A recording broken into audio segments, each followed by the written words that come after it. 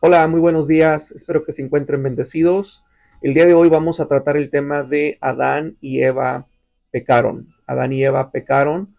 Y les invito a que tomen un tiempo para mirar el video que se encuentra en la sección de Escucha Adultos, volumen 1, sesión 3. El video está muy bueno, te va a bendecir tu vida y te va a dar también más preparación para su grupo vida o su clase que tenga que dar. La pregunta que nos hacemos como inicio es, ¿cómo explicamos que existe un Dios amoroso y misericordioso en un mundo lleno de maldad y de sufrimiento? Muchas personas se hacen esta pregunta. Si Dios existe, si Dios es real, entonces ¿por qué nacen niños enfermos? Entonces ¿por qué hay tanta pobreza? ¿Por qué hay tanta miseria? ¿Por qué hay tanto dolor? ¿Por qué hay enfermedades? Desastres? Entonces muchas personas se hacen esta pregunta si es que Dios verdaderamente existe. Y para esto, para encontrar esta respuesta, necesitaremos ir al principio de la creación, Génesis capítulo 3, y ahí nos narra la historia de Adán y Eva, y ellos son el reflejo de nuestra propia historia, de mi historia personal, de mi propia persona. Es fácil ver los errores de otras personas, pero qué difícil es ver mis propios errores. Entonces, cuando leemos la historia de Adán y Eva, no la vemos desde una perspectiva simplemente de lo que unas personas en lo que fallaron o fracasaron, pero me muestra cómo es que yo también he fracasado, cómo yo he fallado también. Entonces es como un espejo donde me puedo mirar y puedo darme cuenta que al igual que Adán y Eva, yo también necesito redención. Al igual que Adán y Eva, yo también soy rebelde contra Dios, desobedezco a Dios. He vivido muchas veces, he practicado, he desobedecido a Dios. Cuando Él me ha hablado, muchas veces no siempre he obedecido su llamado. Y al igual que Adán y Eva, tenemos libre albedrío. Entonces podemos decidir. Entonces vamos a desarrollar esta historia y quiero tocar algunos principios, por lo menos cuatro, girando en torno a Génesis capítulo 3. Yo te invito que lea Génesis 3 y te incluso que lo lea entre su equipo de Grupo Vida para que pueda hacer una narrativa de lo que dice la Biblia. Entonces, Génesis capítulo 3, lo primero que yo miro en esta historia es que somos tentados a desobedecer a Dios. Somos inclinados, a nuestra carne tiende por naturaleza a desobedecer a Dios. Génesis capítulo 3, verso 1 dice, la serpiente era el más astuto de todos los animales salvajes que el Señor Dios había creado. En cierto día le preguntó a la mujer, ¿de verdad que Dios les dijo que no pueden comer del fruto de ninguno de estos árboles del huerto? Entonces la mujer continúa la conversación y le dice, claro que podemos comer del fruto del árbol del huerto. Contestó la mujer, solo que no podemos comer del fruto que está en medio del huerto, del que no se supone que Dios nos permitió comer. Entonces, Dios nos dijo, dicen, que no debemos comerlo ni siquiera tocarlo, porque si lo hacemos vamos a morir.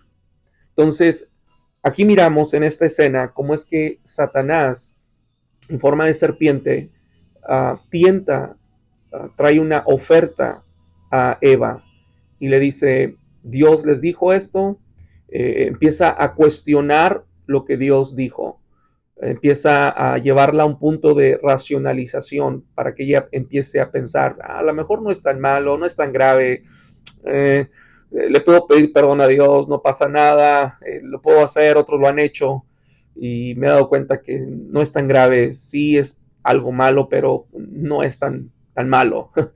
Entonces empezó a racionalizar, empezó a pensar, dijo, lo voy a hacer.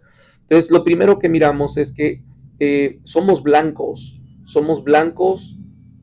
de la tentación. El enemigo, cuando nos mira a nosotros, cuando te mira a ti, mira la imagen de Dios. Y el diablo sabe que él no puede hacerle nada a Dios. No hay nada que el diablo pueda hacerle a Dios. El diablo no es contrincante de Dios, no es enemigo de Dios porque no es igual a Dios. Por lo tanto, no puede ser enemigo de Dios. No le puede hacer nada. Sin embargo, cuando el diablo mira al ser humano que fue creado a la imagen de Dios, entonces el diablo atenta contra mi persona porque el diablo sabe que él sí puede lograr uh, hacerme caer, él puede lograr destruir mi vida. ¿Y cómo lo hace? No lo hace de una forma donde él a la fuerza me obliga a caer o a pecar contra Dios. No, es una invitación que me hace. Entonces, soy tentado a desobedecer a Dios. No soy obligado, nadie es obligado a desobedecer a Dios. Nadie peca por obligación, nadie cae, nadie falla y nadie puede decir es que no sabía, es que iba caminando y me caí, no pasó y pues fue un accidente. No es un accidente, es una decisión. Entonces soy tentado a desobedecer a Dios por naturaleza. Mi carne no quiere, mi carne quiere ir en contra de lo que Dios me dijo. Entonces Dios le dijo a Adán y Eva, no coman de ese fruto, tienen todo. Dios les dio suficiente, más que suficiente para que se pudieran deleitar. Y solamente de un árbol no debían comer, era todo.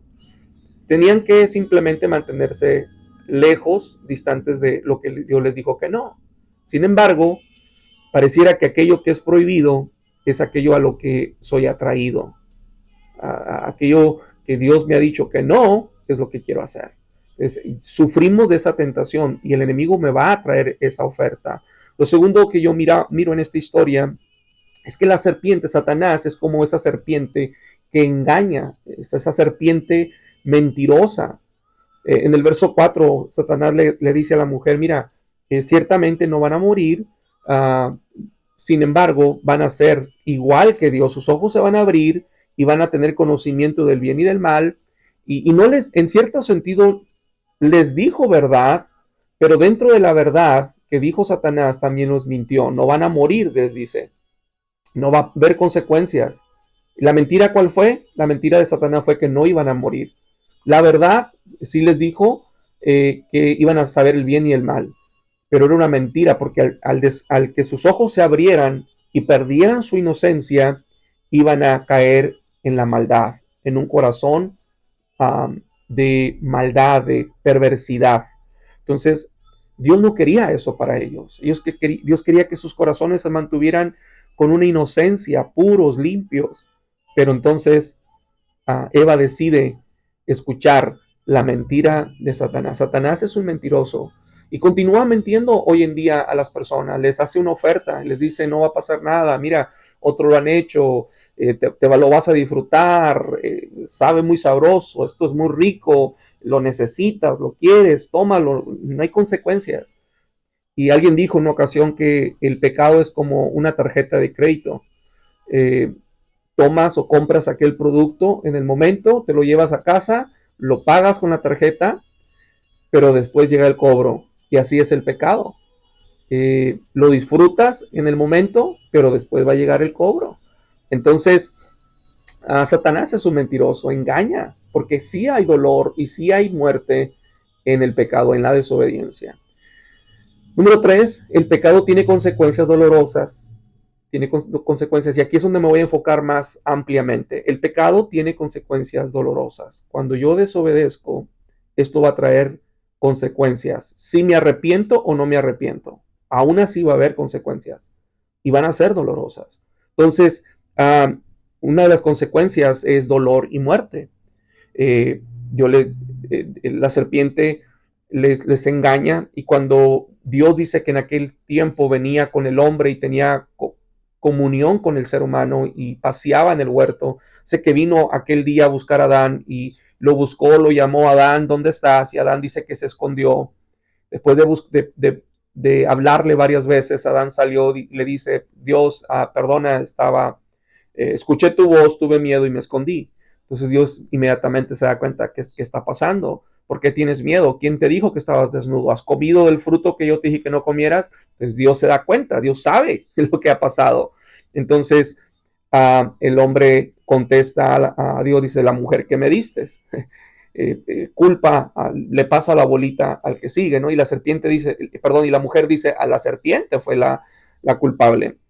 Entonces, en el verso 14, Dios se dirige hacia la serpiente, que es Satanás, representado por Satanás, pero a la misma vez usó una serpiente, un animal, y le dice, la maldijo, trajo maldición por causa de su pecado. Dice: andará sobre tu vientre y te vas a arrastrar por el polvo. Y va a haber una enemistad entre la mujer y tú, y esto era algo profético.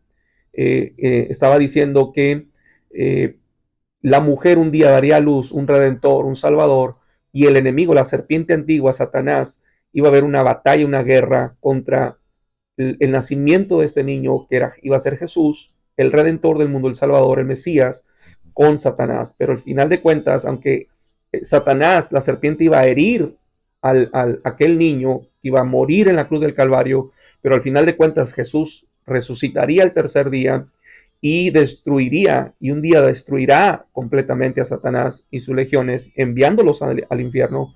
Pero bueno, Dios le da esta maldición a la serpiente, pero también le dice a la mujer, por cuanto hiciste esto, vas a dar a luz a tus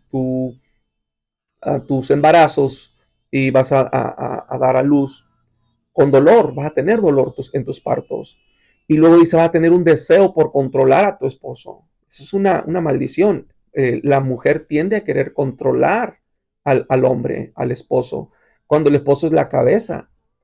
Pero dice, pero él te va a gobernar. Entonces hay una lucha a veces, por eso tristemente hay muchos conflictos en el matrimonio. ¿Por qué? Porque es un espíritu de controlar, el querer controlar. Entonces no hay un entendimiento correcto del rol del esposo y el rol de la esposa. Pero bueno, Dios le dice, vas a querer controlar a tu esposo, pero ese no es tu rol, ese no es tu función. Es más, Dios le dice a Adán y lo confronta, dice, porque hiciste caso a tu esposa. Tu error fue haberle hecho caso a tu esposa, no tenías por qué haberle hecho caso. Entonces Adán pudo haber dicho, le dijo, la mujer que me diste, sí, pero tú le hiciste caso. Entonces fue tu error. Entonces el error del hombre fue haber hecho caso a su esposa y no a Dios. Entonces Dios le dice al hombre, con el sudor de tu frente vas a obtener el alimento, va a haber sufrimiento, y luego al final dice, pues fuiste hecho del polvo y al polvo vas a volver. En otras palabras, vas a morir. El ser humano, el hombre, en ese momento hubo una fecha, un tiempo donde el ser humano iba a morir. Antes de eso, el hombre, Dios lo había hecho para que fuera eterno, para que viviera y no sufriera la muerte, no experimentara la muerte. Pero por cuanto vino el pecado trajo muerte. Y el hombre desde entonces ha sufrido muerte. No hay ningún ser humano que no ha sufrido la muerte. Hemos sufrido ese episodio que es la muerte. Pero también tenemos en esta parte de la historia, por último punto, desde el principio Dios puso en marcha un plan de redención. Desde un inicio podemos ver en esta historia, capítulo 3 de Génesis, que Dios inició un plan de redención. Y aquí viene la buena noticia. Ahora, el hombre, Adán, Eva, parece que todo está perdido, pecaron, fueron expulsados del huerto, perdieron esa relación con Dios, las bendiciones que Dios les había dado, ahora vienen cargando con maldición y parece que todo está perdido. Pero entonces Dios inicia en ese mismo día un plan de redención, y lo miramos en el verso 21. Dice, y el Señor Dios hizo ropas de pieles de animales para Adán y su esposa.